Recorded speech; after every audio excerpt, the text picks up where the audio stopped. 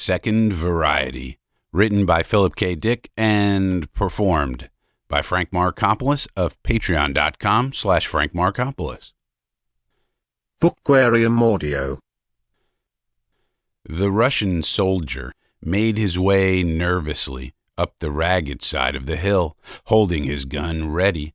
He glanced around him, licking his dry lips, his face set. From time to time he reached up a gloved hand and wiped perspiration from his neck, pushing down his coat collar. Eric turned to Corporal Leone. "Want him, or can I have him?"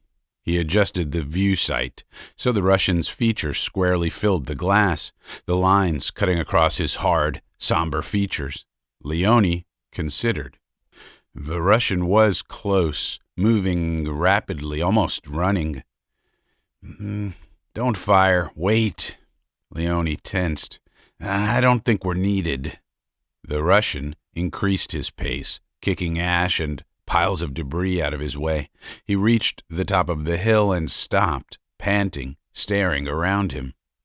The sky was overcast, drifting clouds of gray particles. Bare trunks of trees jutted up occasionally. The ground was level and bare, rubble-strewn, with the ruins of buildings standing out here and there like yellowing skulls. The Russian was uneasy. He knew something was wrong. He stared down the hill. Now he was only a few paces from the bunker. Eric was getting fidgety. He played with his pistol, glancing at Leone. "Don't worry," Leone said. "He won't get here. They'll take care of him." "Are you sure? He's goddamn far." "They hang around close to the bunker. He's getting into the bad part. Get set." The Russian began to hurry, sliding down the hill, his boots sinking into the heaps of gray ash, trying to keep his gun up. He stopped for a moment, lifting his field glasses to his face. "He's looking right at us," Eric said. The Russian came on. They could see his eyes like two blue stones. His mouth was open a little. He needed a shave. His chin was stubbled. On one bony cheek was a square of tape showing blue at the edge, a fungoid spot. His coat was muddy and torn. One glove was missing. As he ran, his belt counter bounced up and down against him. Leone touched Eric's arm. "Here one comes." Across the ground, something small and metallic came, flashing in the dull sunlight of midday, a metal sphere. It raced up the hill after the Russian, its treads flying. It was small, one of the baby ones. Its claws were out, two razor projections spinning in a blur of white steel. The Russian heard it. He turned instantly, firing. The sphere dissolved into particles, but already a second had emerged and was following the first. The Russian fired again. A third sphere leaped up the Russian's leg. Clicking and whirring, it jumped to the shoulder. The spinning blades disappeared into the Russian's throat. Eric relaxed. "Well, that's that. God, those damn things give me the creeps. Sometimes I think we were better off before." "Well, if we hadn't invented them, they would have." Leone lit a cigarette shakily. "I wonder why a Russian would come all this way alone. I didn't see anyone covering him." Lieutenant Scott came slipping up the tunnel into the bunker. "What happened? Something entered the screen." "And Ivan. Just one?" Eric brought the view screen around. Scott peered into it.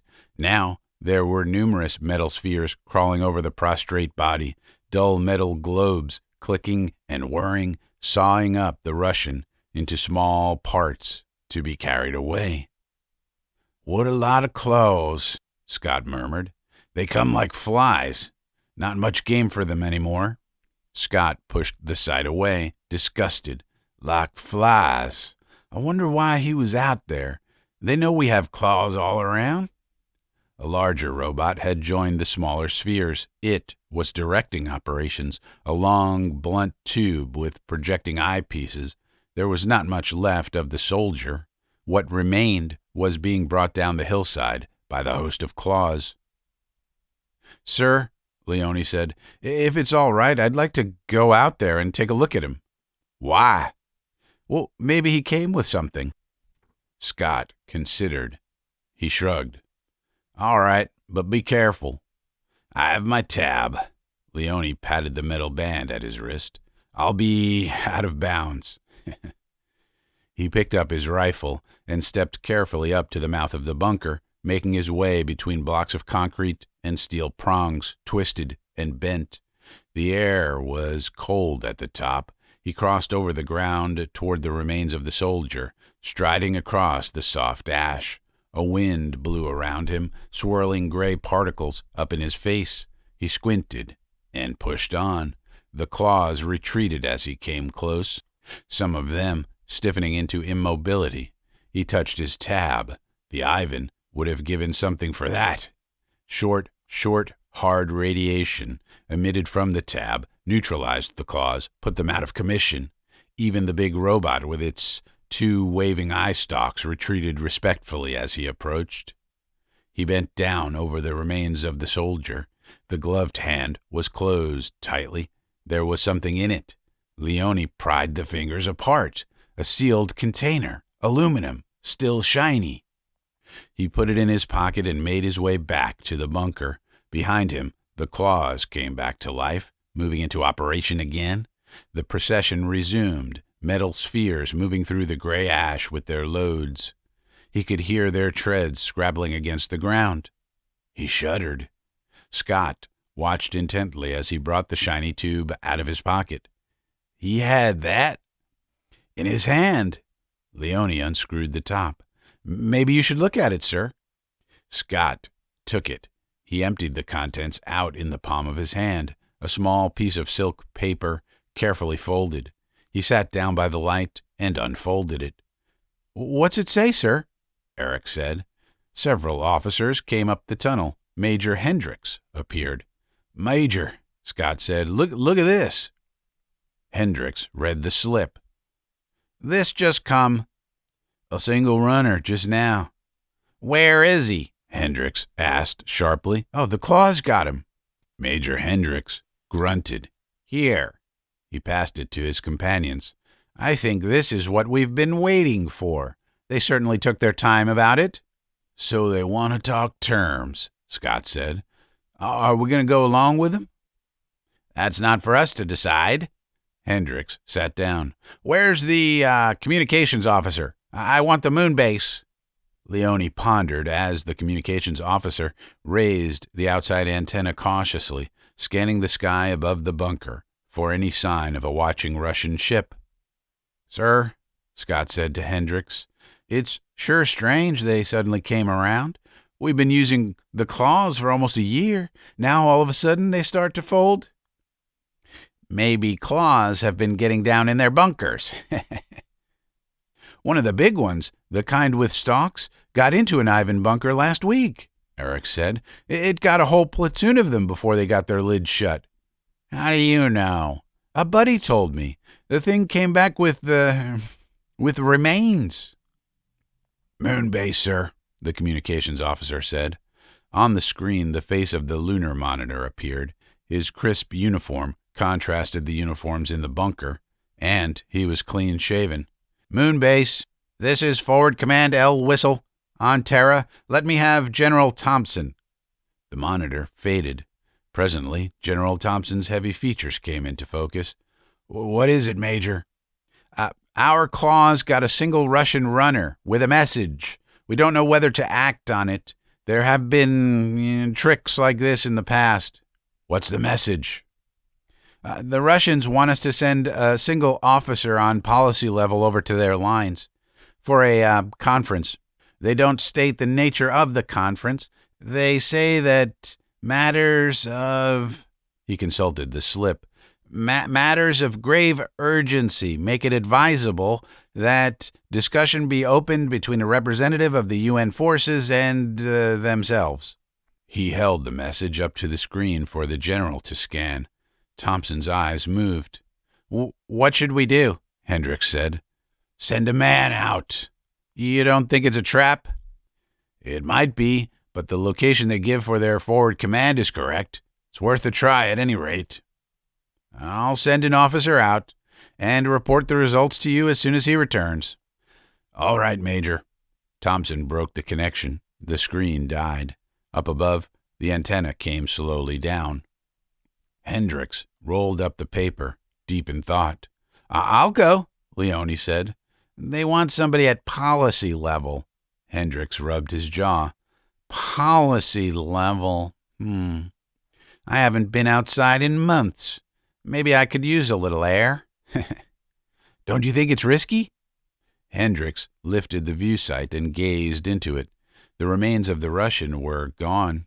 Only a single claw was in sight. It was folding itself back, disappearing into the ash like a crab, like some hideous metal crab. That's the only thing that bothers me. Hendricks rubbed his wrist. I know I'm safe as long as I have this on me, but there's something about them. I hate the damn things. I wish we'd never invented them. There's something wrong with them. Relentless little... If we hadn't invented them, the Ivans would have. Hendricks pushed the sight back. Anyhow, seems to be winning the war. I guess that's good. Sounds like you're getting the same jitters as the Ivans. Hendricks examined his wristwatch. I guess I had better get started if I want to get there before dark. He took a deep breath and then stepped out onto the gray, rubbled ground. After a minute, he lit a cigarette and stood gazing around him. The landscape was dead. Nothing stirred. He could see for miles endless ash and slag, ruins of buildings, a few trees without leaves or branches, only the trunks. Above him, the eternal rolling clouds of gray, drifting between Terra and the sun. Major Hendricks went on. Off to the right, something scuttled, something round and metallic, a claw, going lickety-split after something, probably after a small animal, a rat. They got rats, too, as a sort of sideline. He came to the top of the little hill and lifted his field glasses. The Russian lines were a few miles ahead of him. They had a forward command post there. The runner had come from it. A squat robot with undulating arms passed by him, its arms weaving inquiringly. The robot went on its way, disappearing under some debris. Hendricks watched it go. He had never seen that type before. There were getting to be more and more types he had never seen, new varieties and sizes coming up from the underground factories. Hendricks put out his cigarette and hurried on. It was interesting, the use of artificial forms in warfare. How had they got started? Necessity. The Soviet Union had gained great initial success, usual with the side that got the war going. Most of North America had been blasted off the map. Retaliation was quick in coming, of course. The sky was full of circling disc bombers long before the war began. They had been up there for years. The discs began sailing down all over Russia within hours after Washington got it. But that hadn't helped Washington. The American bloc governments moved to the moon base the first year. There was not much else to do. Europe was gone, a slag heap with dark weeds growing from the ashes and bones. Most of North America was useless. Nothing could be planted, no one could live. A few million people kept going up in Canada and down in South America, but during the second year, Soviet parachutists began to drop, a few at first, then more and more. They wore the first really effective anti-radiation equipment.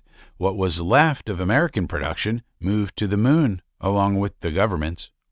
All but the troops. The remaining troops stayed behind as best they could. A few thousand here, a platoon there. No one knew exactly where they were. They stayed where they could, moving around at night, hiding in ruins, in sewers, cellars, with the rats and snakes. It looked as if the Soviet Union had the war almost won. Except for a handful of projectiles fired off from the moon daily, there was almost no weapon in use against them. They came and went as they pleased. The war, for all practical purposes, was over. Nothing effective opposed them. And then the first clause appeared, and overnight the complexion of the war changed. The claws were awkward at first, slow. The Ivans knocked them off almost as fast as they crawled out of their underground tunnels. But then they got better, faster, and more cunning.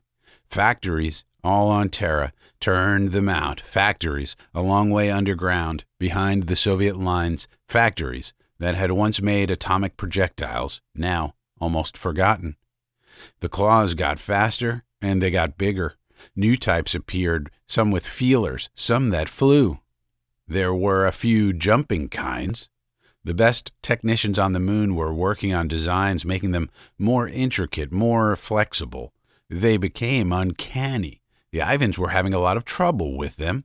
Some of the little claws were learning to hide themselves, burrowing down into the ash, lying in wait.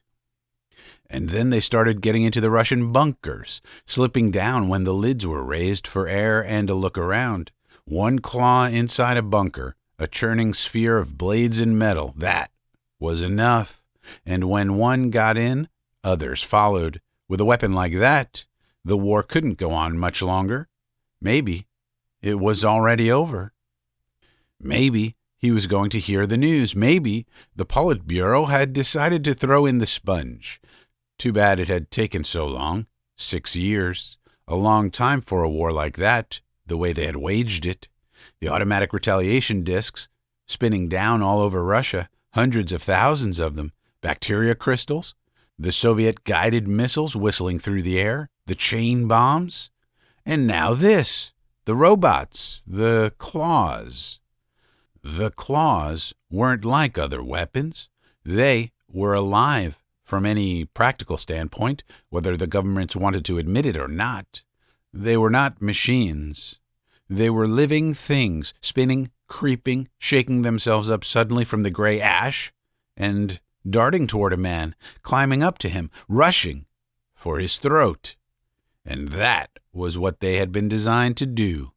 Their job.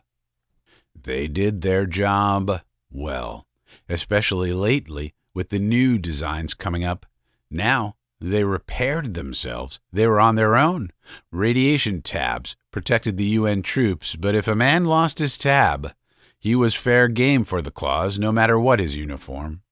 Down below the surface, automatic machinery stamped them out. Human beings stayed a long way off. It was too risky.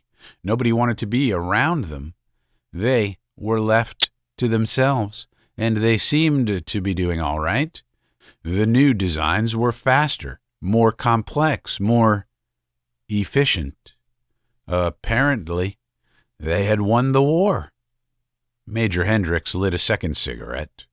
The landscape depressed him. Nothing but ash and ruins.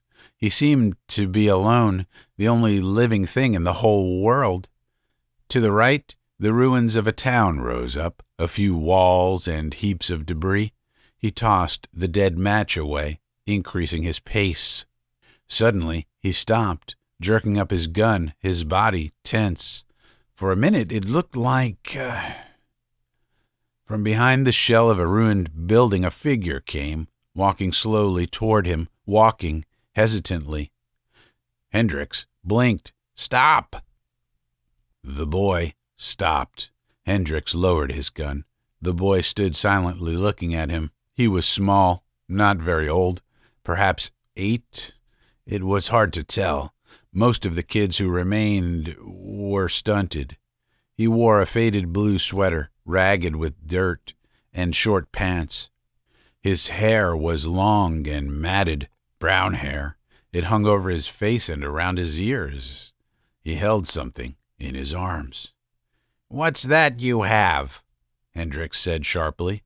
The boy held it out. It was a toy, a bear, a teddy bear. The boy's eyes were large, but without expression. Hendricks relaxed. "I don't want it. Keep it." The boy hugged the bear again. "Where do you live?" Hendricks said. In there. The ruins? Yes. Underground? Yes. How many are there? How many?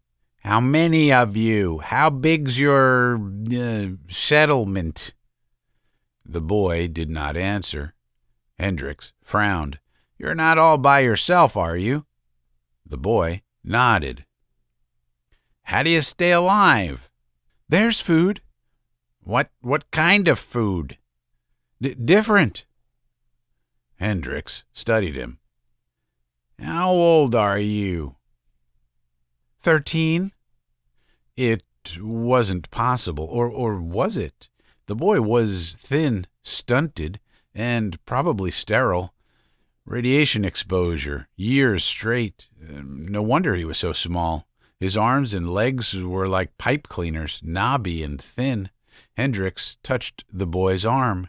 His skin was dry and rough, radiation skin. He bent down, looking into the boy's face. There was no expression. Big eyes, big and dark. Are you blind? Hendricks said. No, I can see some. How do you get away from the claws? The claws? The round things that run and burrow. I don't understand. Maybe there weren't any claws around. A lot of areas were free. They collected mostly around bunkers where there were people.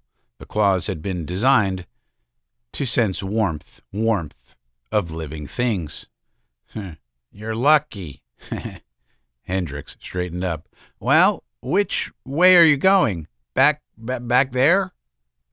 Can I come with you? With me? Hendricks folded his arms. I'm going a long way, miles. I have to hurry. He looked at his watch. I have to get there by nightfall. Oh, I want to come. Hendricks fumbled in his pack. It isn't worth it. Here. He tossed down the food cans he had with him. You take these and go back, okay? The boy said nothing. I'll be coming back this way in a day or so. If you're around here when I come back, you can come along with me, all right? I want to go with you now. It's a long walk. I can walk. Hendricks shifted uneasily. It made too good a target. 2 people walking along, and the boy would slow him down. But he might not come back this way, and if the boy were really all alone... Okay, come along. The boy fell in beside him. Hendricks strode along. The boy walked silently, clutching his teddy bear. What's your name? Hendricks said after a time. David Edward Daring. David? What happened to your mother and father? They died. How? In the blast. How long ago? 6 years. Hendricks slowed down. You've been alone 6 years? No, there were other people for a while. They went away. And you've been alone since? Yes. Hendricks glanced down. The boy was strange, saying very little, withdrawn. But that was the way they were, the children who had survived. Quiet, stoic, a strange kind of fatalism gripped them. Nothing came as a surprise. They accepted anything that came along. There was no longer any normal, any natural course of things, moral or physical, for them to expect. Custom, habit, all the determining forces of learning were gone. Only brute experience remained. Am I walking too fast? Hendricks said. No. How did you happen to see me? I was waiting. Waiting? Hendricks was puzzled. What were you waiting for? To catch things. What kind of things? Things to eat. Oh. Hendricks set his lips grimly. A 13-year-old boy, living on rats and gophers and half-rotten canned food, down in a hole under the ruins of a town, with radiation pools and claws and Russian dive mines up above, coasting around in the sky. "Where are we going?" David asked. To the Russian lines." "Russian?" "The enemy, the people who started the war. They dropped the first radiation bombs. They began all this." The boy nodded. His face showed no expression. "I'm an American," Hendricks said. There was no comment.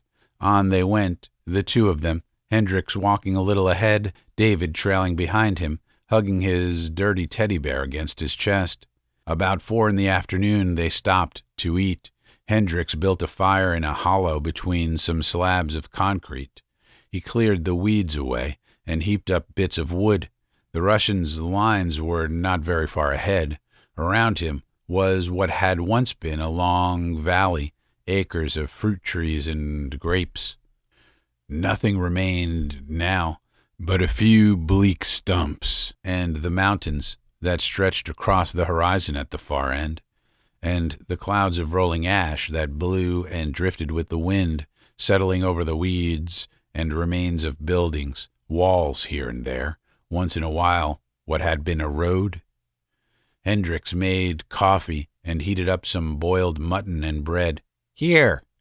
He handed bread and mutton to David. David squatted by the edge of the fire, his knees knobby and white. He examined the food and then passed it back, shaking his head. "No." "No? Don't you want any?" "No." Hendricks shrugged. Maybe the boy was a mutant, used to special food. It didn't matter. When he was hungry, he would find something to eat. The boy was strange, but there were many strange changes coming over the world. Life was not the same anymore. It would never be the same again. The human race was going to have to realize that. "Suit yourself," Hendricks said. He ate the bread and mutton by himself, washing it down with coffee. He ate slowly, finding the food hard to digest. When he was done, he got to his feet and stamped the fire out.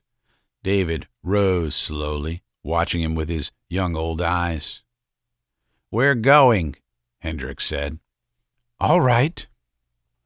Hendricks walked along, his gun in his arms. They were close. He was tense, ready for anything. The Russians should be expecting a runner, an answer to their own runner, but they were tricky. There was always the possibility of a slip-up. He scanned the landscape around him. Nothing but slag and ash, a few hills, charred trees, concrete walls. But someplace ahead was the first bunker of the Russian lines, the forward command. Underground, buried deep, with only a periscope showing, a few gun muzzles, maybe an antenna. "Will we be there soon?" David asked.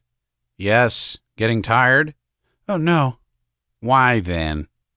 David did not answer. He plodded carefully along behind, picking his way over the ash. His legs and shoes were gray with dust.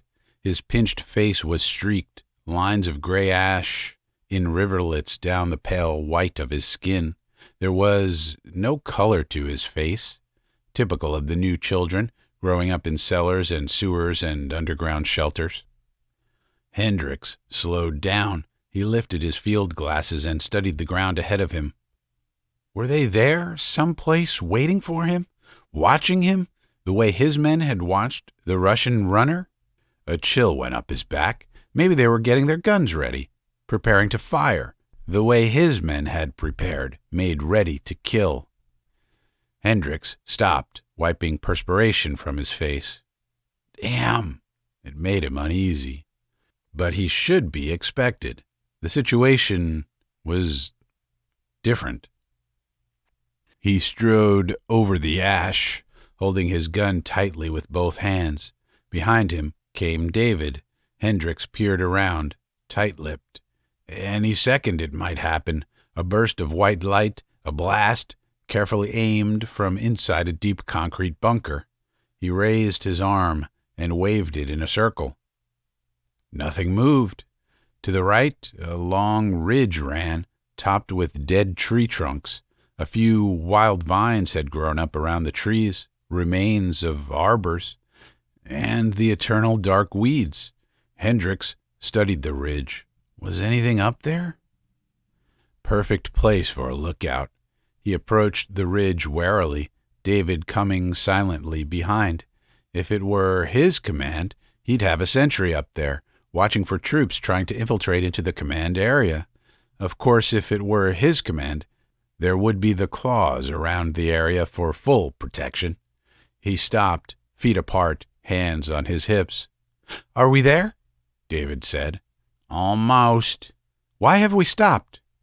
"I don't want to take any chances." Hendricks advanced slowly.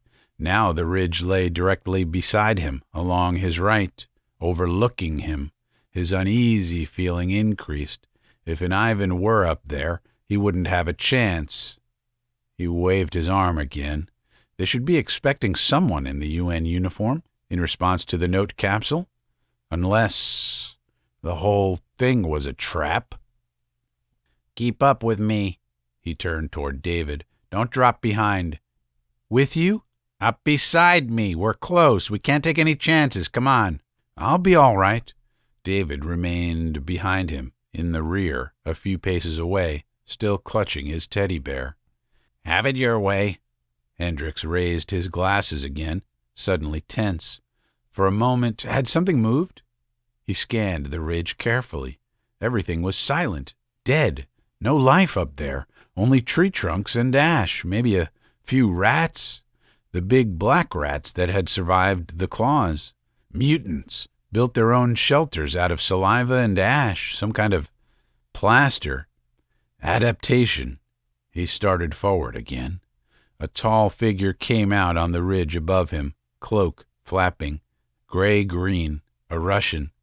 Behind him, a second soldier appeared, another Russian. Both lifted their guns, aiming. Hendricks froze. He opened his mouth. The soldiers were kneeling, sighting down the side of the slope. A third figure had joined them on the ridge top, a smaller figure in gray-green, a woman. She stood behind the other two. Hendricks found his voice. "Stop!" He waved up at them, frantically. "I'm—" The two Russians fired. Behind Hendricks there was a faint pop. Waves of heat lapped against him, throwing him to the ground. Ash tore at his face, grinding into his eyes and nose. Choking, he pulled himself to his knees. It was all a trap. He was finished. He had come to be killed like a steer. The soldiers and the woman were coming down the side of the ridge toward him, sliding down through the soft ash. Hendricks was numb. His head throbbed. Awkwardly, he got his rifle up and took aim. It weighed 1,000 tons. He could hardly hold it. His nose and cheeks stung. The air was full of the blast smell, a bitter, acrid stench. "Don't fire," the first Russian said. The three of them came up to him, surrounding him. "Put your rifle down, Yank," the other said.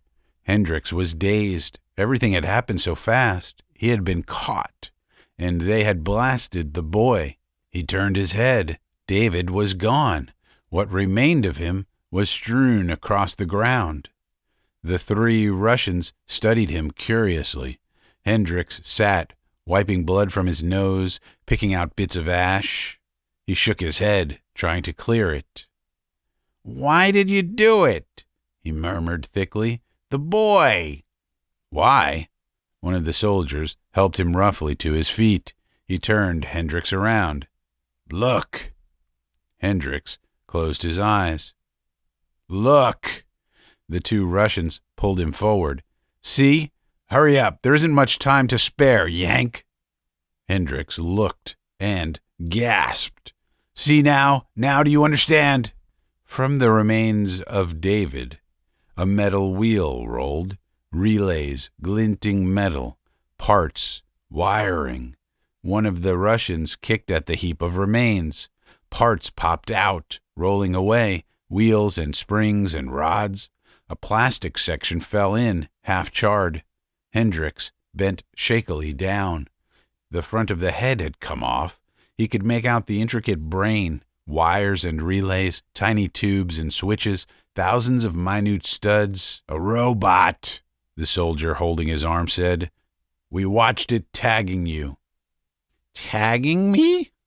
"That's their way. They tag along with you. Into the bunker. That's how they get in." Hendricks blinked, dazed. "But, come on." They led him toward the ridge. "We can't stay here. It isn't safe. There must be hundreds of them all around here." The three of them pulled him up the side of the ridge, sliding and slipping on the ash. The woman reached the top and stood, waiting for them. "The forward command," Hendricks muttered. "I came to negotiate with the Soviet—" "There is no more forward command. They got in. We'll explain." They reached the top of the ridge. "We're all that's left, the three of us. The rest were down in the bunker." "This way. Down this way." The woman unscrewed a lid, a gray manhole cover set in the ground. "Get in." Hendricks lowered himself. The two soldiers and the woman came behind him, following him down the ladder. The woman closed the lid after them, bolting it tightly into place. "Good thing we saw you," one of the two soldiers grunted. "It had tagged you about as far as it was going to." "Give me one of your cigarettes," the woman said. "I haven't had an American cigarette for weeks." Hendricks pushed the pack to her. She took a cigarette and passed the pack to the two soldiers. In the corner of the small room, a lamp gleamed fitfully. The room was low-ceilinged, cramped. The four of them sat around a small wood table. A few dirty dishes were stacked to one side. Behind a ragged curtain, a second room was partly visible. Hendricks saw the corner of a cot, some blankets, clothes hung on a hook. "We were here," the soldier beside him said. He took off his helmet, pushing his blond hair back. "I'm Corporal Rudy Maxer, Polish, impressed in the Soviet Army 2 years ago." He held out his hand. Hendricks hesitated, then shook. "Major Joseph Hendricks." "Klaus Epstein." The other soldier shook with him, a small, dark man with thinning hair. Epstein plucked nervously at his ear. "Austrian. Impressed God knows when. I don't remember. The three of us were here, Rudy and I, with Tasso," indicated the woman. "That's how we escaped. All the rest were down in the bunker." And they got in?" Epstein lit a cigarette. "First, just one of them, the kind that tagged you. Then it let others in." Hendricks became alert. "The kind? Are there more than one kind?" "The little boy. David holding his teddy bear. That's variety 3, the most effective." "What are the other types?" Epstein reached into his coat. "Here." He tossed a packet of photographs onto the table, tied with a string. "Look for yourself." Hendricks untied the string. "You see," Rudy Maxer said, "that was why we wanted to talk terms, the Russians, I mean. We found out about a week ago. Found out that your claws were beginning to make up new designs on their own, new types of their own, better types, down in your underground factories behind our lines. You let them stamp themselves, repair themselves, made them more and more intricate. It's your fault this happened." Hendricks examined the photos. They had been snapped hurriedly. They were blurred and indistinct. The first few showed David walking along a road by himself. David and another David. 3 Davids, all exactly alike, each with a ragged teddy bear. All pathetic. "Look at the others," Tasso said. The next pictures, taken at a great distance, showed a towering wounded soldier sitting by the side of a path, his arm in a sling, the stump of one leg extended, a crude crutch on his lap. Then 2 wounded soldiers, both the same, standing side by side. "That's variety 1, the wounded soldier." Klaus reached out and took the pictures. "You see, the claws were designed to get to human beings, to find them. Each kind was better than the last. They got farther, closer, past most of our defenses into our lines, but as long as they were merely machines, metal spheres with claws and horns, feelers, they could be picked off like any other object. They could be detected as lethal robots as soon as they were seen, once we caught sight of them. Yeah, Variety 1 subverted our whole north wing, Rudy said. It was a long time before anyone caught on. Then it was too late. They came in, wounded soldiers, knocking and begging to be let in, so we let them in, and as soon as they were in, they took over. We were watching out for machines.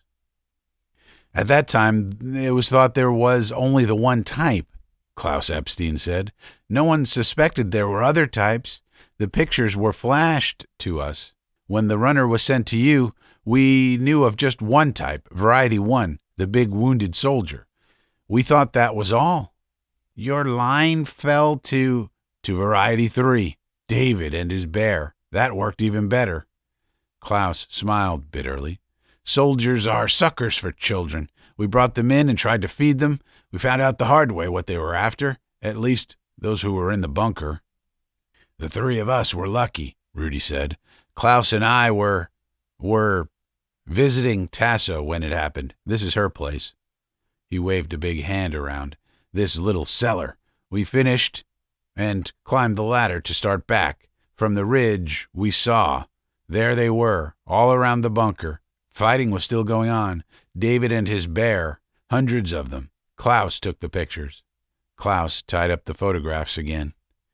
And it's going on all along your line? Hendricks said. Yes. How about our lines? Without thinking, he touched the tab on his arm. Can they, They're not bothered by your radiation tabs. It makes no difference to them. Russian, American, Pole, German, it's all the same. They're doing what they were designed to do, carrying out the original idea. They track down life wherever they find it. They go by warmth, Klaus said. That was the way you constructed them from the very start. Of course, those you designed were kept back by the radiation tabs you wear. Now, they've got around that. These new varieties are lead-lined. What's the other variety? Hendricks asked. The David type, the wounded soldier, what's the other? We don't know. Klaus pointed up at the wall. On the wall there were two metal plates, ragged at the edges. Hendricks got up and studied them. They were bent and dented. The one on the left came off a wounded soldier, Rudy said. We got one of them. It was going along toward our old bunker. We got it from the ridge, the same way we got the David tagging you. The plate was stamped Roman numeral 1-Roman numeral 5. Hendricks touched the other plate. And this came from the David type? Yes. The plate was stamped Roman numeral 3-Roman numeral 5. Klaus took a look at them, leaning over Hendricks's broad shoulder. You can see what we're up against.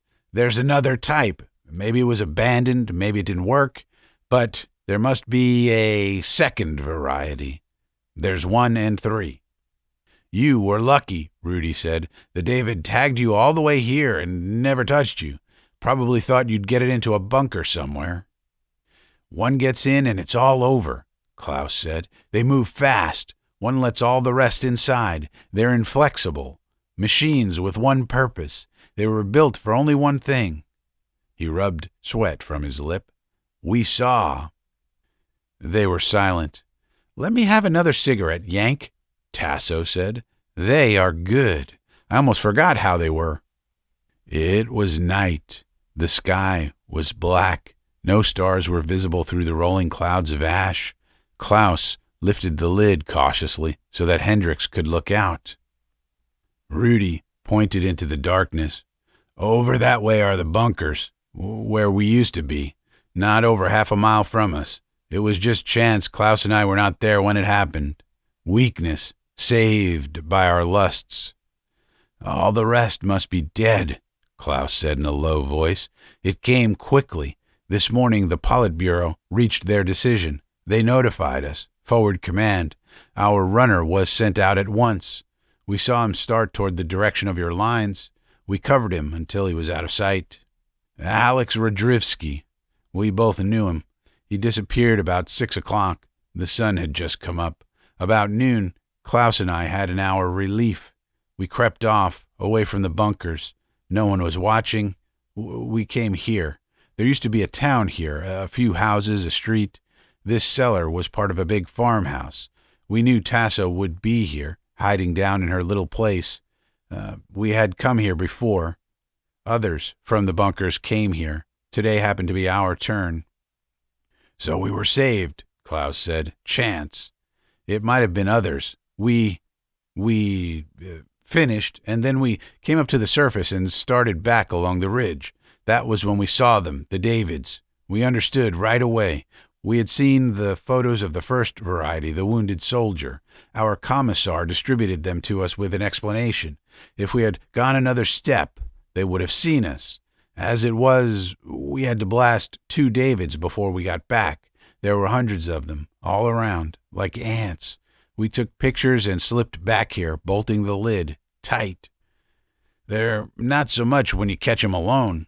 We moved faster than they did, but they're inexorable, not like living things. They came right at us, and we blasted them. Major Hendricks rested against the edge of the lid, adjusting his eyes to the darkness. Is it safe to have the lid up at all? If we're careful. How else can you operate your transmitter? Hendricks lifted the small belt transmitter slowly. He pressed it against his ear. The metal was cold and damp. He blew against the mic, raising up the short antenna. A faint hum sounded in his ear. That's true, I suppose. But he still hesitated. We'll pull you under if anything happens, Klaus said. Thanks. Hendricks waited a moment, resting the transmitter against his shoulder. Interesting, isn't it? What? This, the new types, the new varieties of claws. We're completely at their mercy, aren't we? By now they've probably gotten into the UN lines, too. It makes me wonder if we're not, seeing the beginning of a new species. The new species. Evolution. The race to come after man. Rudy grunted. There is no race after man. No? Why not? Maybe we're seeing it now. The end of human beings. The beginning of a new society. They're not a race. They're mechanical killers. You made them to destroy. That's all they can do. They're machines with a job. So it seems now. But how about later on, after the war is over? Maybe, when there aren't any humans to destroy, their real potentialities will begin to show. You talk as if they were alive. Aren't they? There was silence. They're machines, Rudy said. They look like people, but they're machines. Use your transmitter, Major, Klaus said. We can't stay up here forever. Holding the transmitter tightly, Hendricks called the code of the command bunker. He waited, listening. No response, only silence. He checked the leads carefully. Everything was in place. Scott, he said into the mic, can you hear me? Silence. He raised the gain up full and tried again. Only static. I don't get anything. They may hear me, but they may not want to answer. Tell them it's an emergency. They'll think I'm being forced to call under your direction. He tried again, outlining briefly what he had learned. But still the phone was silent, except for the faint static. Radiation pools kill most transmission, Klaus said after a while. Maybe that's it. Hendricks shut the transmitter up. No use, no answer. Radiation pools? Maybe. Or they hear me but won't answer.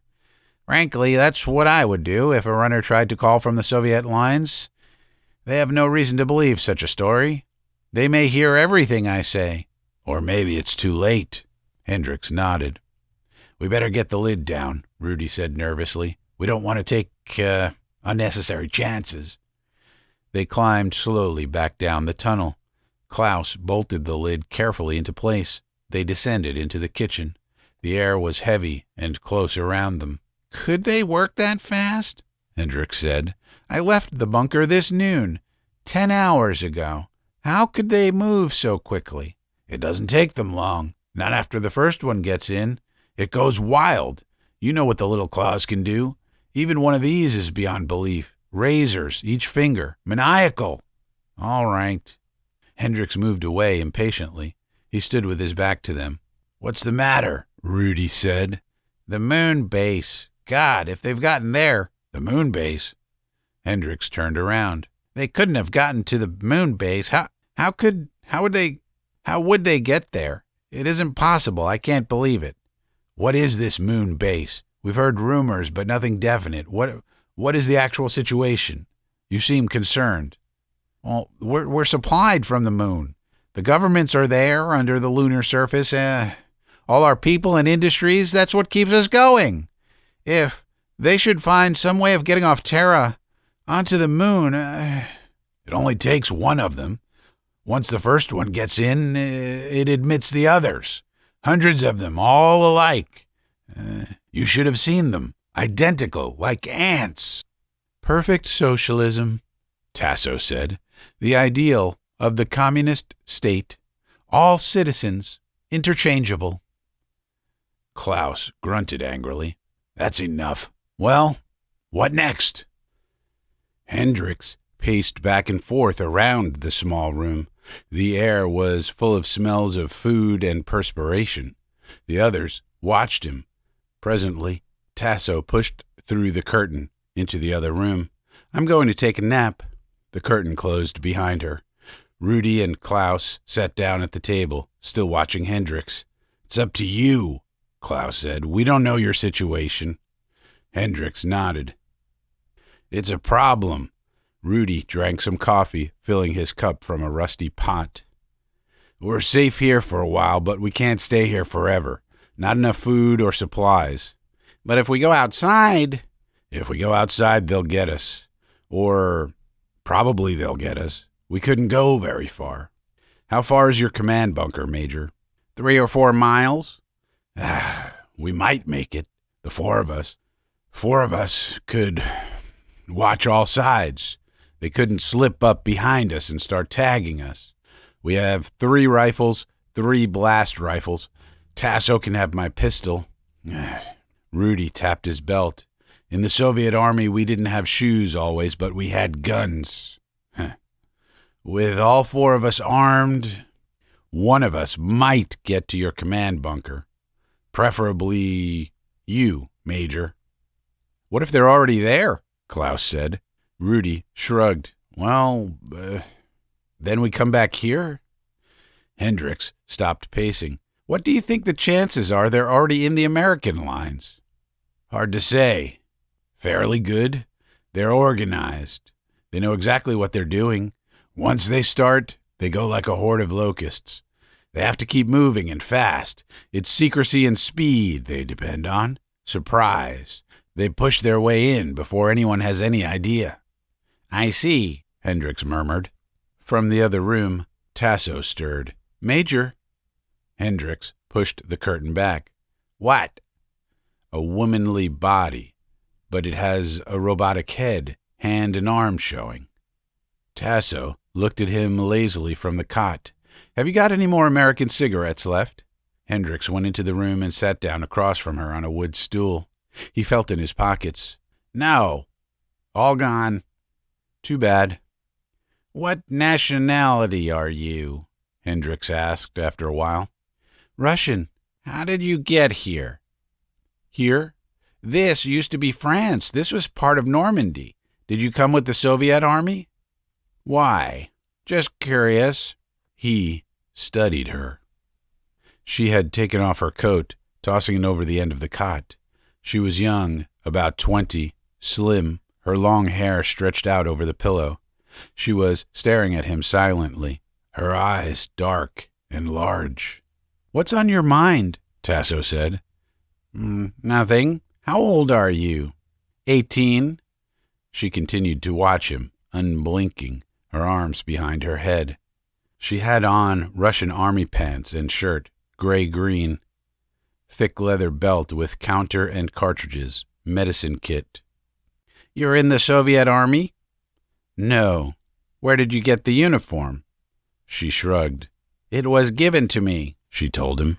How old were you when you came here? 16. That young. Her eyes narrowed. What do you mean? Hendricks rubbed his jaw. Your life would have been a lot different if there had been no war. 16. You came here at 16 to live this way? I had to survive. I'm not moralizing. Your life would have been different too, Tasso murmured. She reached down and unfastened one of her boots. She kicked the boot off onto the floor. Major, do you want to go into the other room? I'm sleepy. It's going to be a problem, the four of us here. It's going to be hard to live in these quarters. Are there just the 2 rooms? Yes. How big was the cellar originally? Was it larger than this? Are there other rooms filled up with debris? We might be able to open one of them. Perhaps. I really don't know. Tasso loosened her belt. She made herself comfortable on the cot, unbuttoning her shirt. You're sure you have no more cigarettes? I had only the 1 pack. Too bad. Maybe if we can get back to your bunker, we can find some. The other boot fell. Tasso reached up for the light cord. Good night. You're going to sleep? That's right. The room plunged into darkness. Hendricks got up and made his way past the curtain into the kitchen, and stopped, rigid. Rudy stood against the wall, his face white and gleaming. His mouth opened and closed, but no sounds came. Klaus stood in front of him, the muzzle of his pistol in Rudy's stomach. Neither of them moved.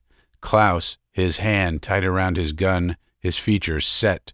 Rudy, pale and silent, spread-eagled against the wall. What?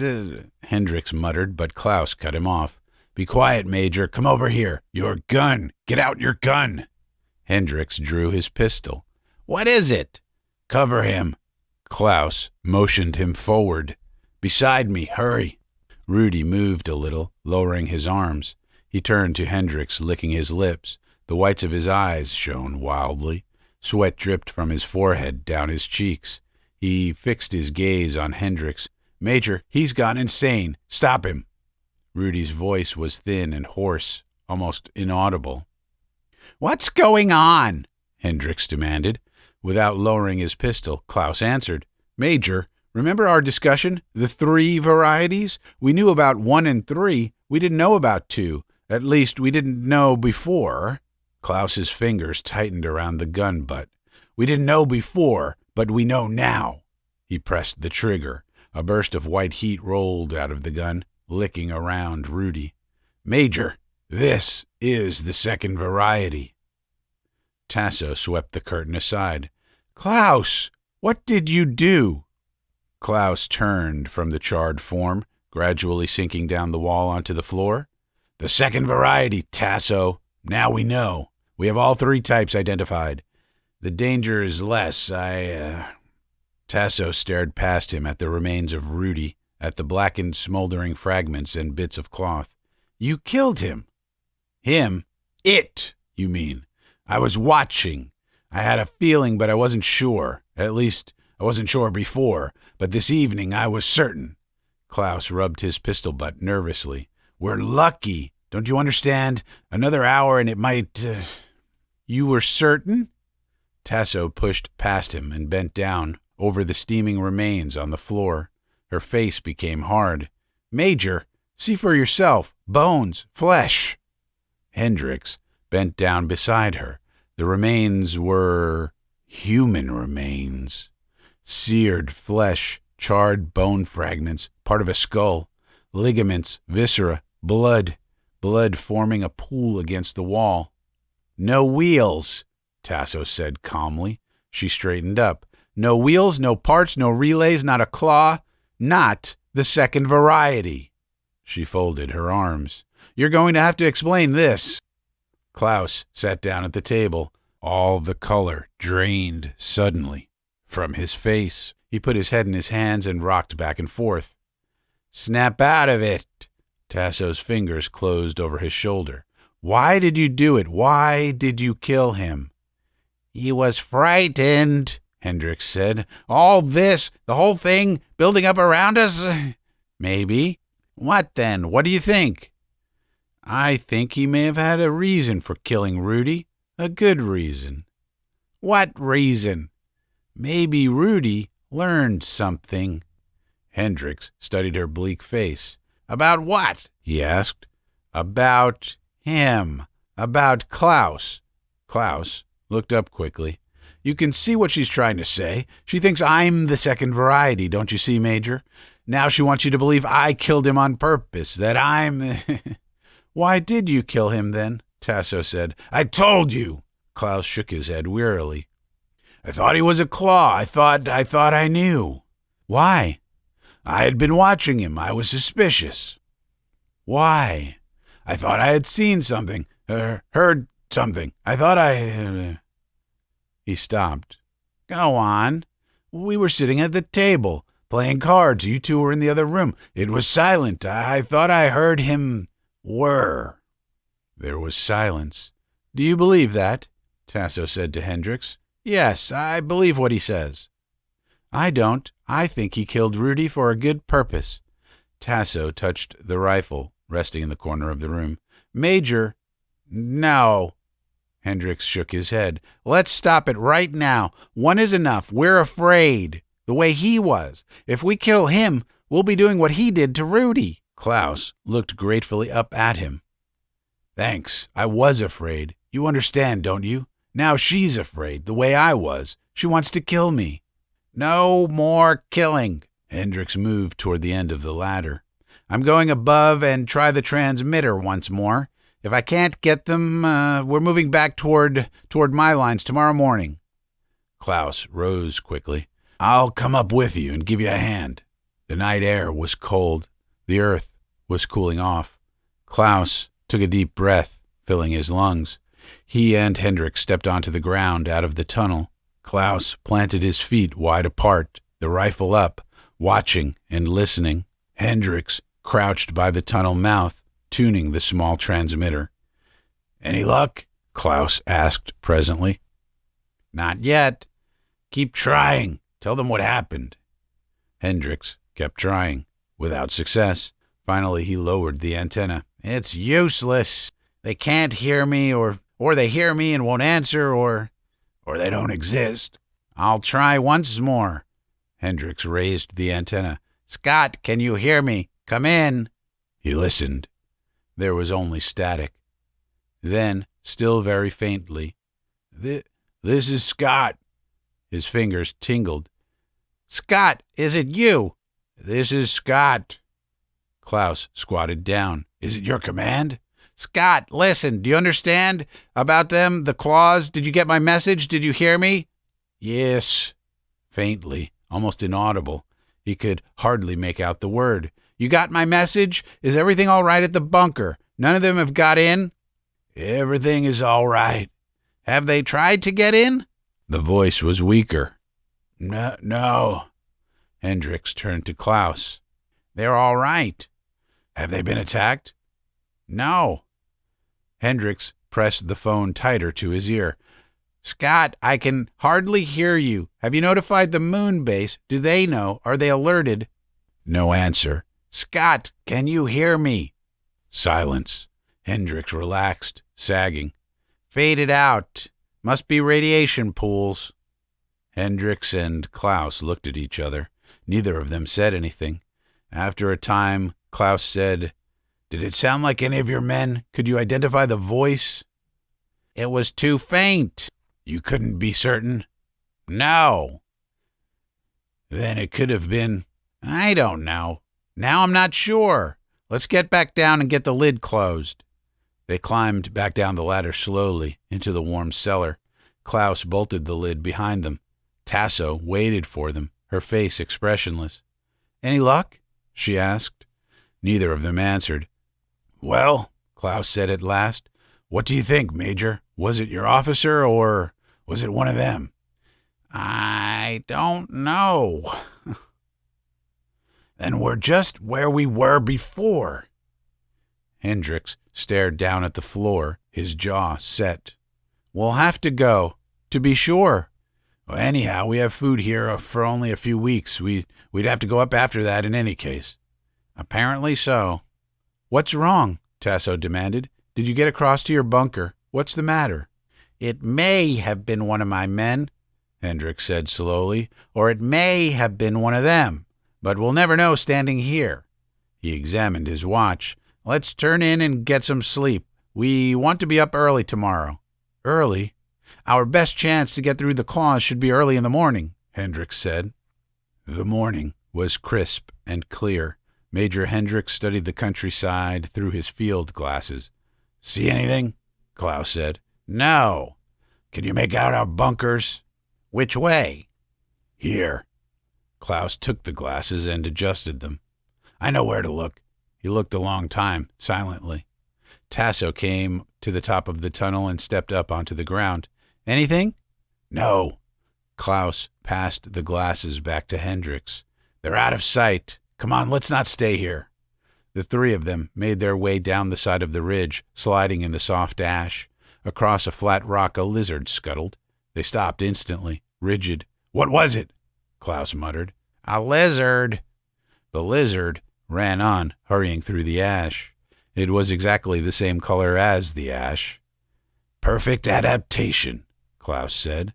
"Proves we were right. Lysenko, I mean."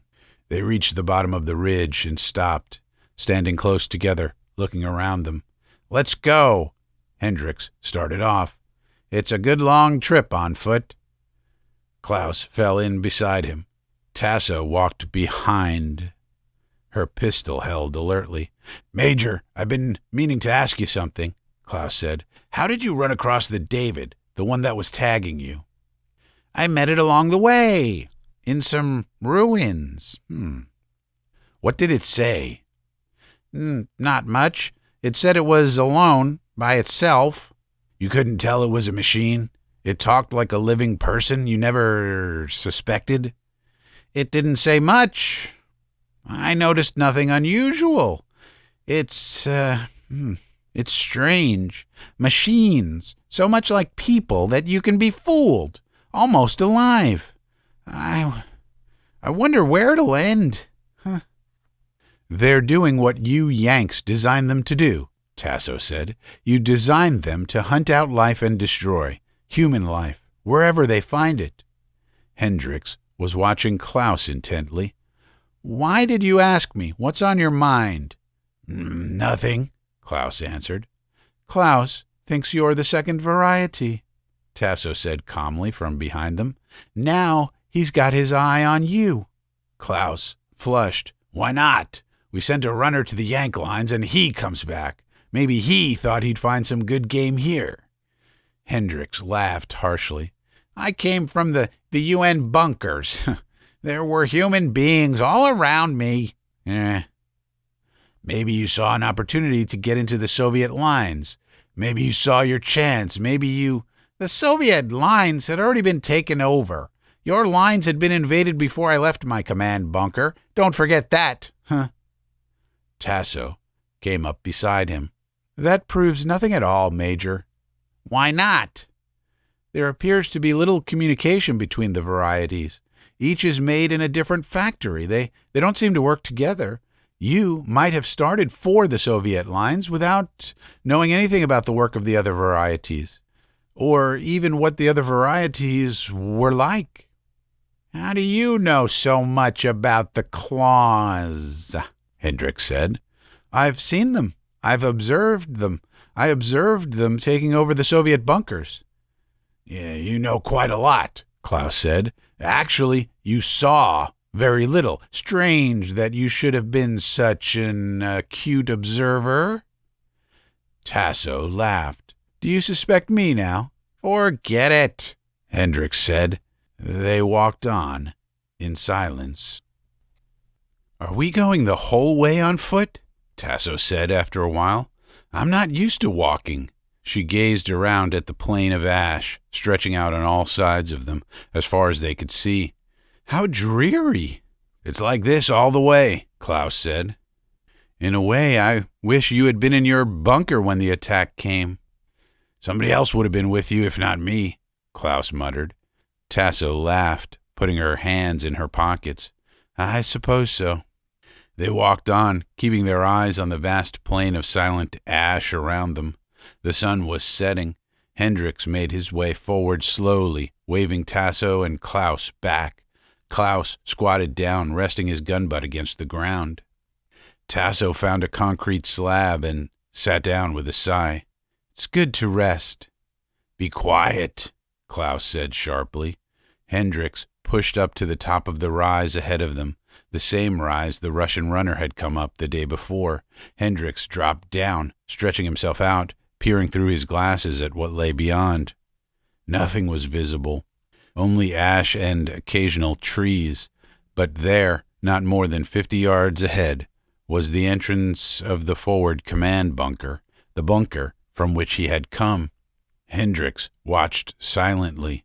No motion, no sign of life. Nothing stirred. Klaus slithered up beside him. "Where is it?"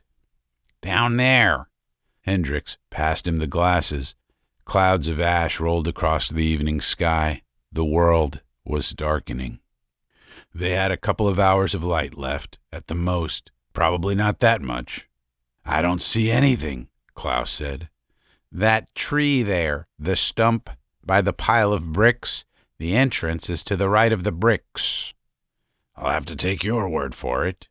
You and Tasso cover me from here. You'll be able to sight all the way to the bunker entrance." "You're going down alone?" With my wrist tab, I'll be safe. The ground around the bunker is a living field of claws. They collect down in the ash, like crabs. Without tabs, you wouldn't have a chance." "Yeah, maybe you're right." "I'll walk slowly all the way. As soon as I know for certain, if they're down inside the bunker, you won't be able to get back up here. They go fast. You don't realize." "Well, what do you suggest?" Klaus considered. "I don't know. Get them to come up to the surface so you can see." Hendricks brought his transmitter from his belt, raising the antenna. "Let's get started." Klaus signaled to Tasso. She crawled expertly up the side of the rise to where they were sitting. "He's going down alone," Klaus said. "We'll cover him from here. As soon as you see him, start back, fire past him at once. They come quick." "You're not very optimistic," Tasso said. "No, I'm not." Hendricks opened the breech of his gun, checking it carefully.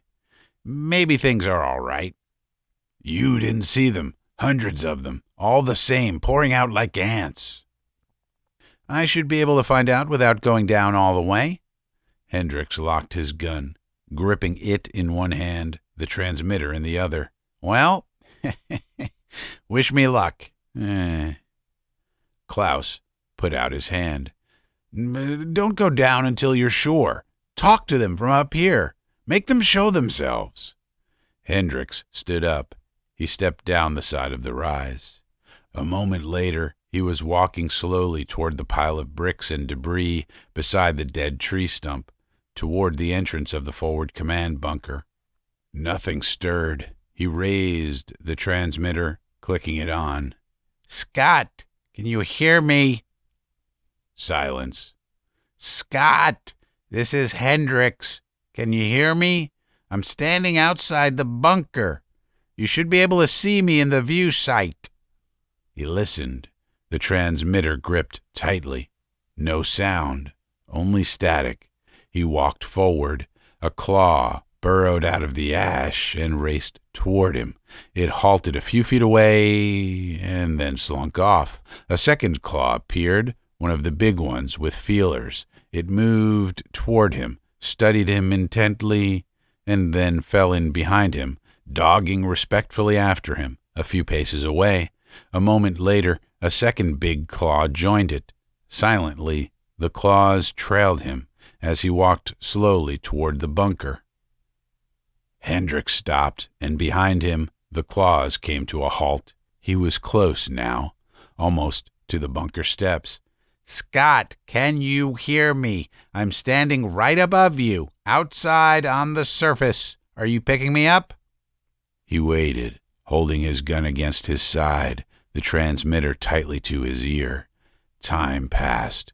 He strained to hear, but there was only silence. Silence and faint static. Then, distantly, metallically, "This is Scott." The voice was neutral, cold. He could not identify it, but the earphone was minute.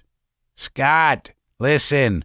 I'm standing right above you. I'm on the surface looking down into the bunker entrance. Yes. Can you see me? Yes. Through the view sight? You have the sight trained on me? Yes. Hendricks pondered.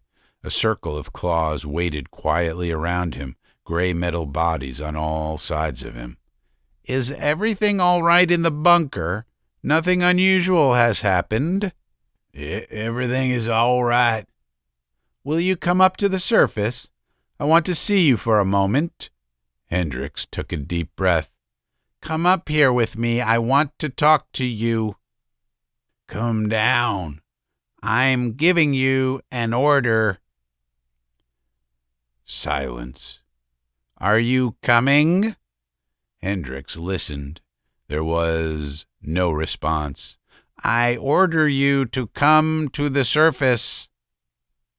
Come down. Hendricks set his jaw. Let me talk to Leone. There was a long pause. He listened to the static. Then a voice came, hard, thin, metallic, the same as the other. This is Leone. Hendricks, I'm on the surface, at the bunker entrance. I want one of you to come up here. Come down. Why come down? I'm giving you an order. Silence. Hendricks lowered the transmitter. He looked carefully around him. The entrance was just ahead, almost at his feet. He lowered the antenna and fastened the transmitter to his belt. Carefully, he gripped his gun with both hands. He moved forward, a step at a time. If they could see him, they knew he was starting toward the entrance. He closed his eyes a moment. Then he put his foot on the first step that led downward. Two Davids came up at him, their faces identical and expressionless. He blasted them into particles. More came rushing silently up, a whole pack of them, all exactly the same. Hendricks turned and raced back, away from the bunker, back toward the rise. At the top of the rise, Tasso and Klaus were firing down. The small claws were already streaking up toward them, shining metal spheres going fast, racing frantically through the ash. But he had no time to think about that. He knelt down, aiming at the bunker entrance, gun against his cheek. The Davids were coming out in groups, clutching their teddy bears, their thin, knobby legs pumping as they ran up the steps to the surface. Hendricks fired into the main body of them. They burst apart, wheels and springs flying in all directions. He fired again through the mist of particles. A giant lumbering figure rose up in the bunker entrance, tall and swaying. Hendricks paused, amazed. A man, a soldier, with one leg, supporting himself with a crutch. Major! Tasso's voice came. More firing. The huge figure moved forward, Davids swarming around it. Hendricks broke out of his freeze, the first variety, the wounded soldier. He aimed and fired. The soldier burst into bits, parts and relays flying. Now many Davids were out on the flat ground, away from the bunker. He fired again and again, moving slowly back, half crouching and aiming. From the rise, Klaus fired down. The side of the rise was alive with claws making their way up. Hendricks retreated toward the rise, running and crouching. Tasso had left Klaus and was circling slowly to the right, moving away from the rise. A David slipped up toward him, its small white face expressionless, brown hair hanging down in its eyes. It bent over suddenly, opening its arms. Its teddy bear hurtled down and leaped across the ground, bounding toward him. Hendricks fired. The bear and the David both dissolved. He grinned, blinking. It was like a dream. Up here! Tasso's voice. Hendricks made his way toward her. She was over by some columns of concrete, walls of a ruined building. She was firing past him with the hand pistol Klaus had given her. Thanks. He joined her, gasping for breath. She pulled him back, behind the concrete, fumbling at her belt. Close your eyes. She unfastened a globe from her waist. Rapidly, she unscrewed the cap, locking it into place. Close your eyes and get down. She threw the bomb. It sailed in an arc, an expert, rolling and bouncing to the entrance of the bunker. Two wounded soldiers stood uncertainly by the brick pile. More Davids poured from behind them, out onto the plain. One of the wounded soldiers moved toward the bomb, stooping awkwardly down to pick it up. The bomb went off. The concussion whirled Hendricks around, throwing him on his face. A hot wind rolled over him. Dimly he saw Tasso standing behind the columns, firing slowly and methodically at the Davids, coming out of the raging clouds of white fire. Back along the rise, Klaus struggled with a ring of claws circling around him. He retreated, blasting at them and moving back, trying to break through the ring. Hendricks struggled to his feet. His head ached. He could hardly see. Everything was licking at him, raging and whirling. His right arm would not move. Tasso pulled back toward him. "Come on, let's go." "Klaus, he's still up there." "Come on." Tasso dragged Hendricks back, away from the columns. Hendricks shook his head, trying to clear it. Tasso led him rapidly away, her eyes intense and bright, watching for claws that had escaped the blast. One David came out of the rolling clouds of flame. Tasso blasted it. No more appeared. "But Klaus, what about him?" Hendricks stopped, standing unsteadily. Come on." They retreated, moving farther and farther away from the bunker. A few small claws followed them for a little while and then gave up, turning back and going off. At last, Tasso stopped. "We can stop here and get our breaths."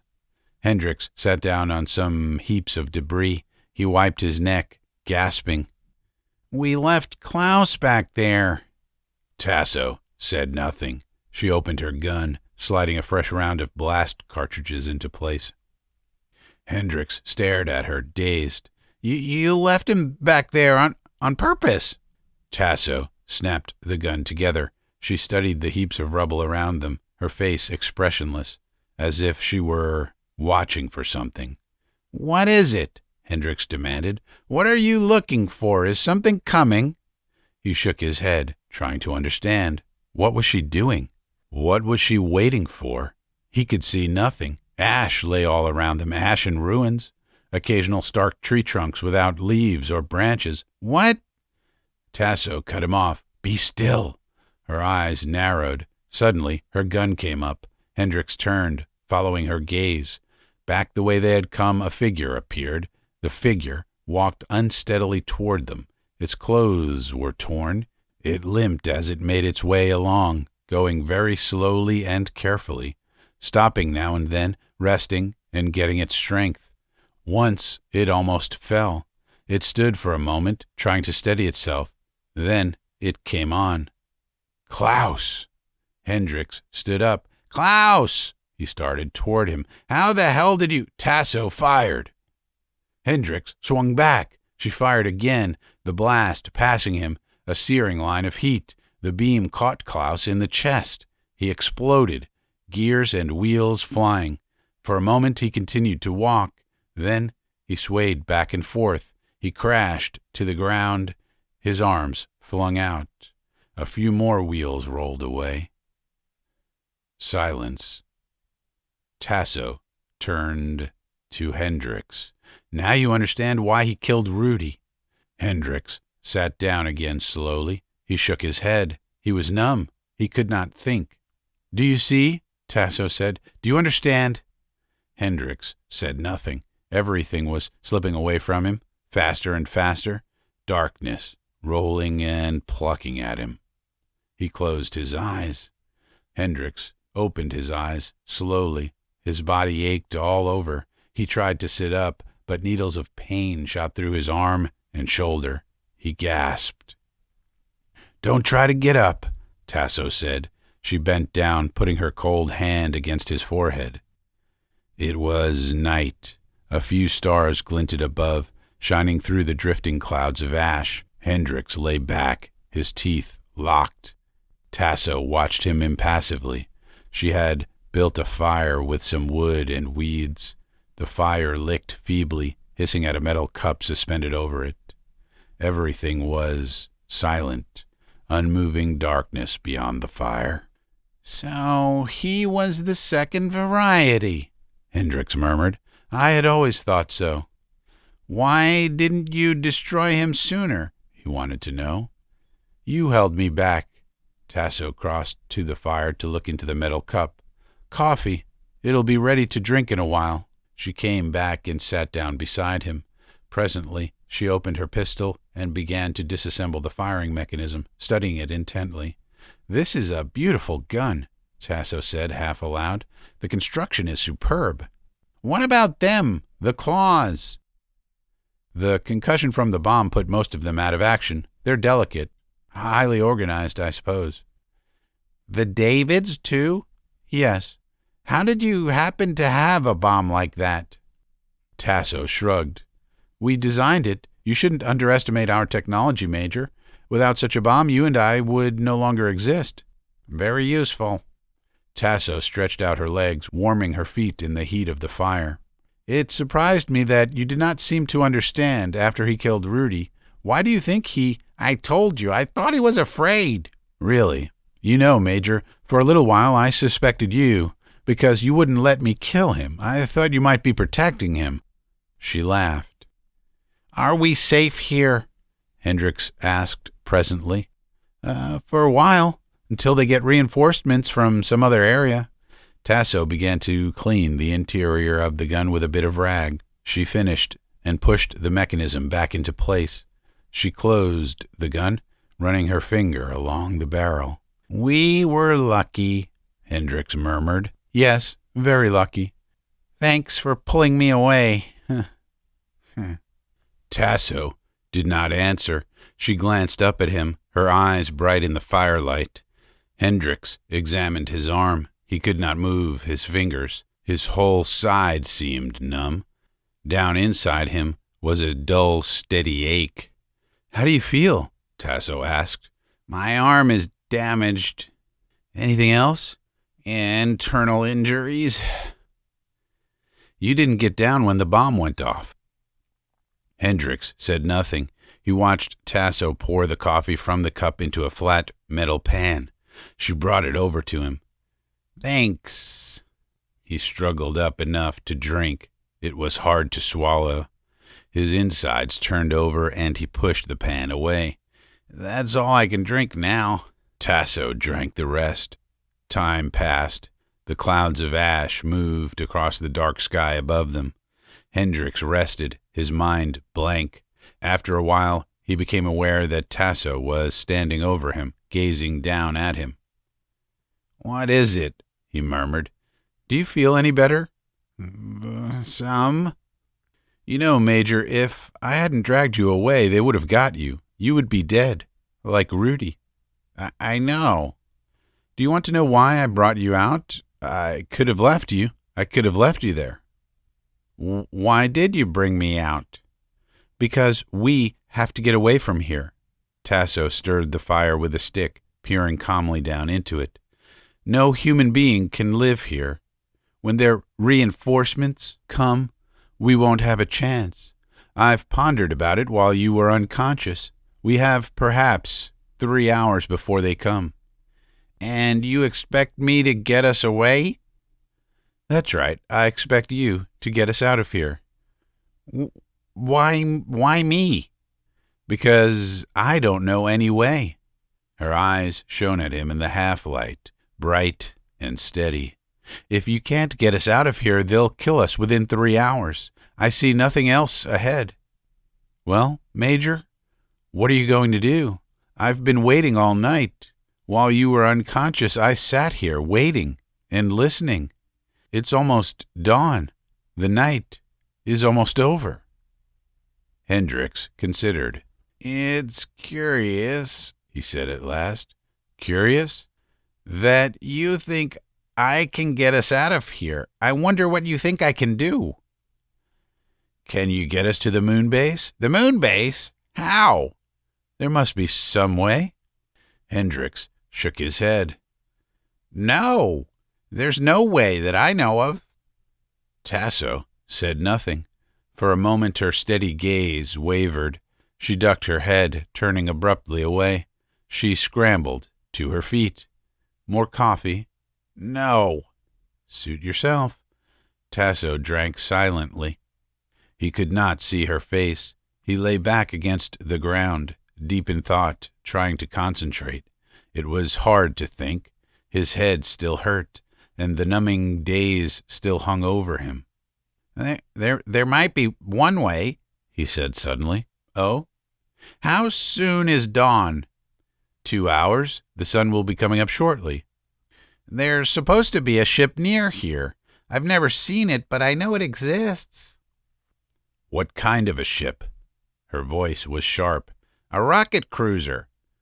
Will it take us off to the moon base? It's supposed to, in case of emergency. He rubbed his forehead. What's wrong? My head. It's hard to think. I can hardly concentrate. The bomb. Oh. Is the ship near here? Tasso slid over beside him, settling down on her haunches. How far is it? Where is it? I'm trying to think. Hey. Her fingers dug into his arm. Nearby. Her voice was like iron. Where would it be? Would they store it underground? Hidden underground? Yes, in a storage locker. How do we find it? Is it marked? Is there a code marker to identify it? Hendricks concentrated. No markings, no code symbol. What then? A sign. What sort of a sign? Hendricks did not answer. In the flickering light, his eyes were glazed, 2 sightless orbs. Tasso's fingers dug into his arm. What sort of sign? What is it? I can't think. Let me rest. All right. She let go and stood up. Hendricks lay back against the ground, his eyes closed. Tasso walked away from him, her hands in her pockets. She kicked a rock out of her way and stood staring up at the sky. The night blackness was already beginning to fade into gray. Morning was coming. Tasso gripped her pistol and walked around the fire in a circle, back and forth. On the ground, Major Hendricks lay, his eyes closed, unmoving. The grayness rose in the sky, higher and higher. The landscape became visible, fields of ash, stretching out in all directions. Ash and ruins of buildings, a wall here and there, heaps of concrete, the naked trunk of a tree. The air was cold and sharp. Somewhere a long way off a bird made a few bleak sounds. Hendricks stirred. He opened his eyes. Is it dawn already? Yes. Hendricks sat up a little. You wanted to know something. You were asking me. Do you remember now? Yes. What is it? She tensed. What? She repeated sharply. A well.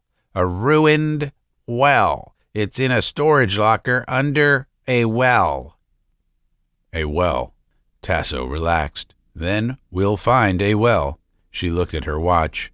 We have about an hour, Major. Do you think we could find it in an hour?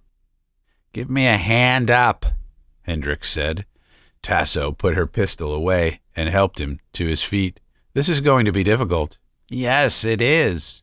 Hendricks set his lips tightly. I don't think we're going to go very far. They began to walk. The early sun cast a little warmth down on them. The land was flat and barren, stretching out gray and lifeless as far as they could see. A few birds sailed silently far above them, circling slowly.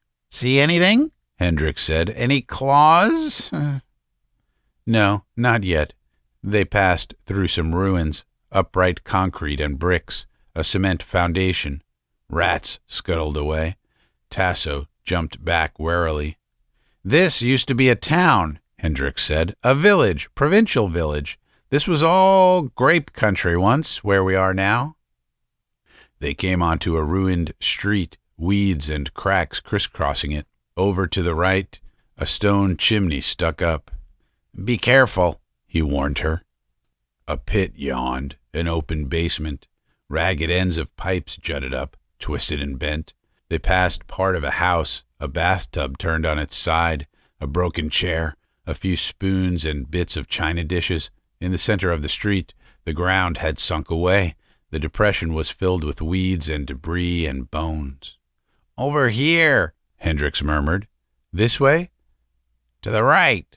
They passed the remains of a heavy-duty tank. Hendricks's belt counter clicked ominously.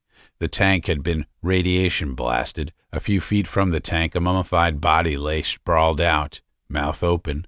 Beyond the road was a flat field, stones and weeds and bits of broken glass. "There," Hendricks said.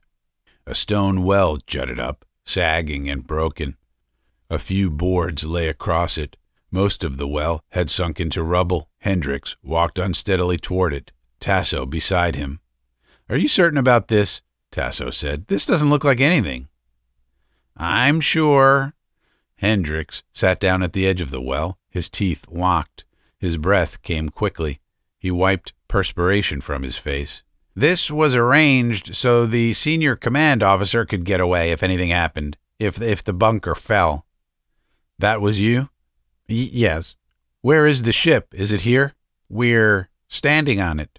Hendricks ran his hands over the surface of the well stones.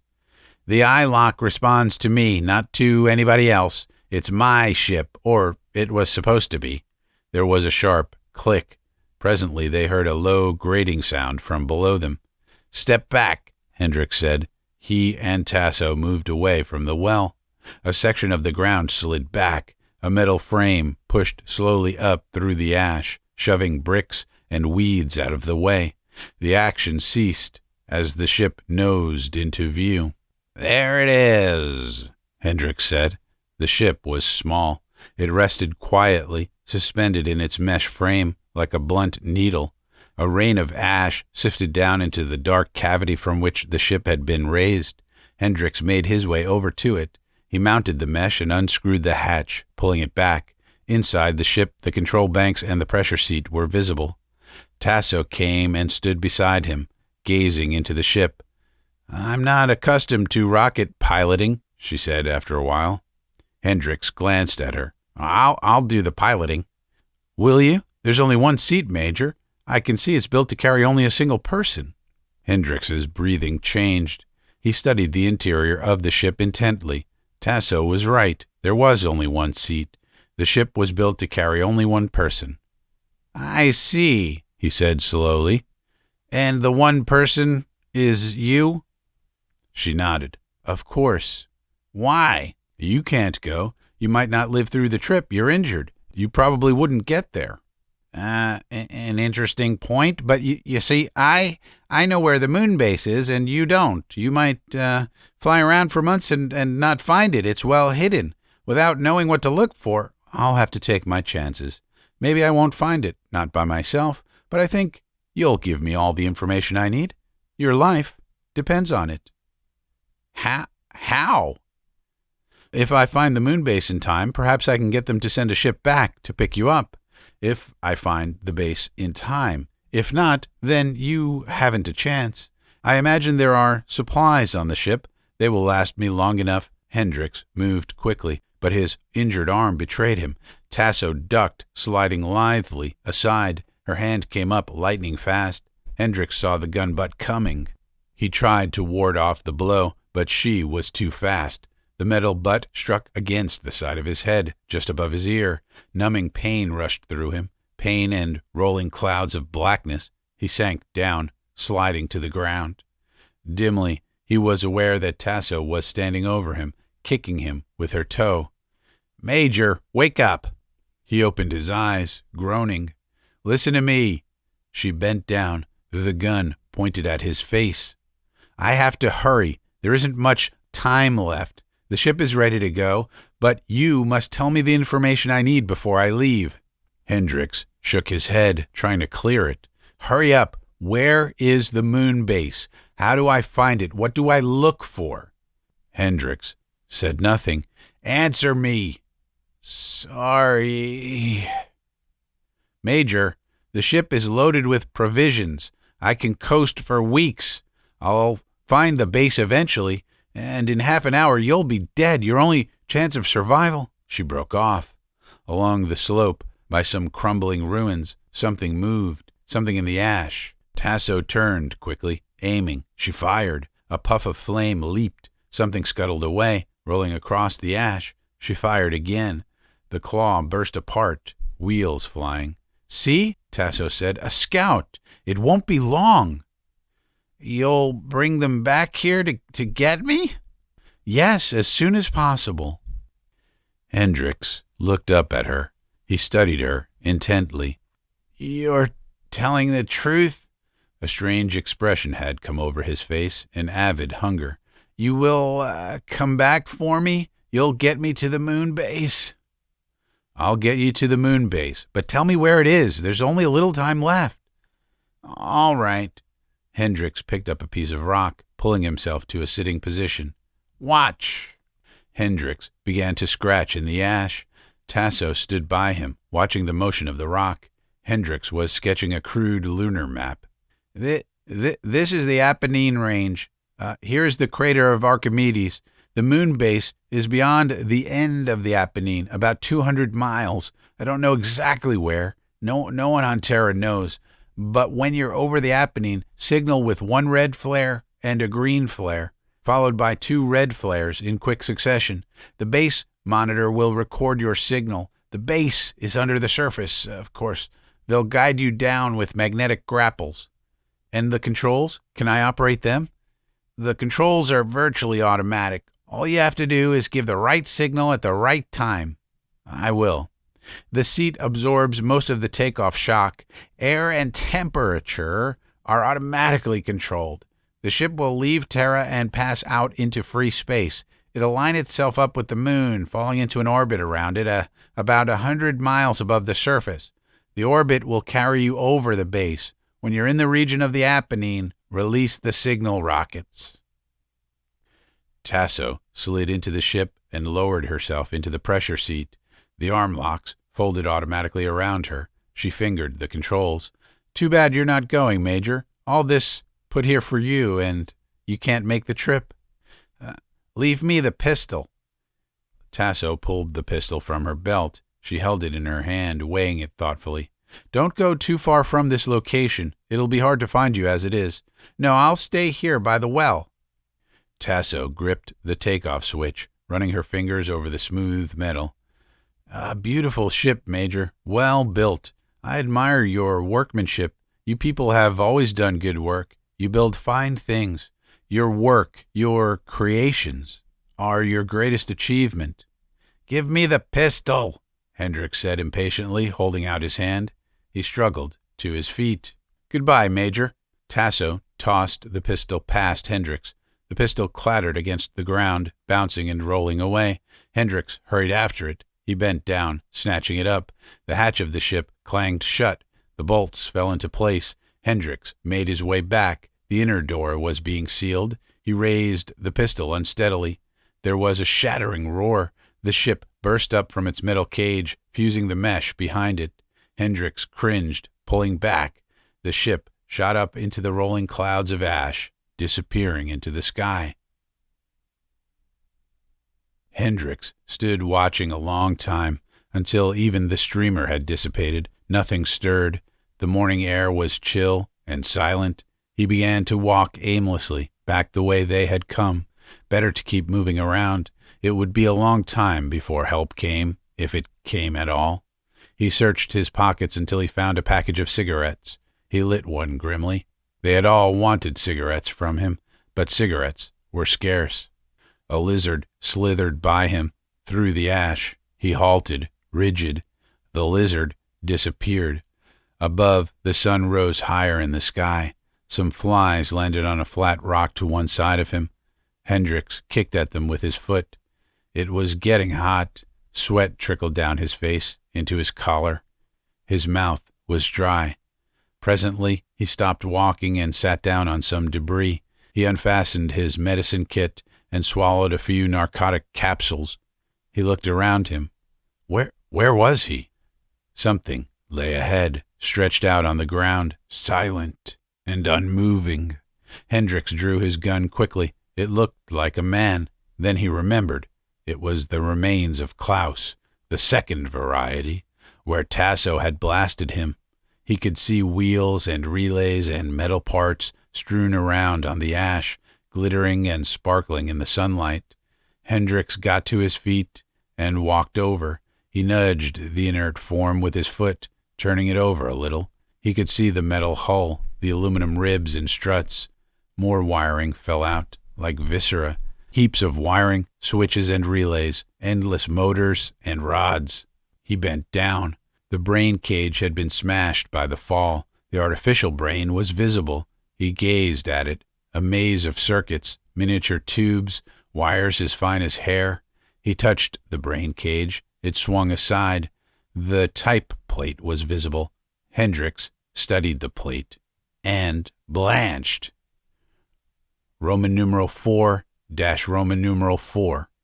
For a long time, he stared at the plate. Fourth variety, not the second?